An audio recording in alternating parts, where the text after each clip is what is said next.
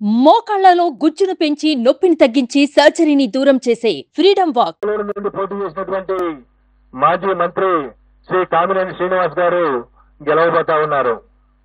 అలాగే విశాఖపట్నం నార్త్ నుండి పోటీ చేసినటువంటి విష్ణు కుమార్ రాజు గారు కూడా గట్టి పోటీ ఎదుర్కొంటున్నారు. వారికి కూడా గెలిచేటువంటి అవకాశాలు ఉన్నది. తర్వాత జనసేన 21 స్థానాలు పొందినటువంటి జనసేన 21 అసెంబ్లీ స్థానాలు 2 పార్లమెంటు స్థానాల్లో వాళ్ళు పోటీ చేయడం జరిగింది. జనసేన 2 పార్లమెంటు స్థానాల్లో గెలవబోతా ఉంది.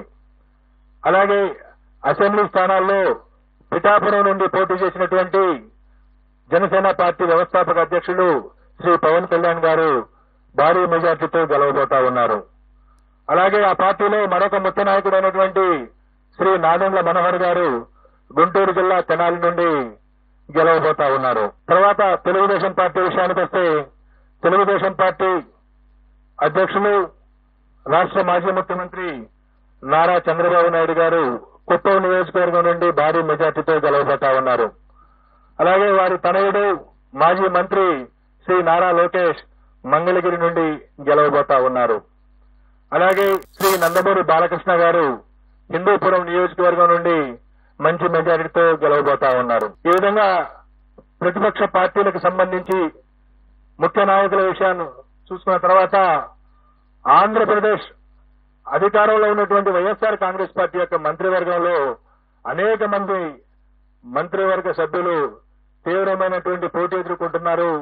కొద్దిమంది ఓటమి చవిచూడబోతా ఉన్నారు.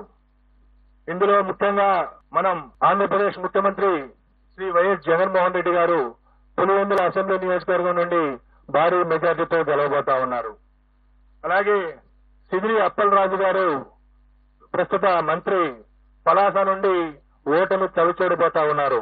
అలాగే ధర్మాన ప్రసాదరావు గారు శ్రీకాకుళం అసెంబ్లీ నియోజకవర్గం నుండి వారు గట్టి పోటీ ఎదుర్కోబోతున్నారు.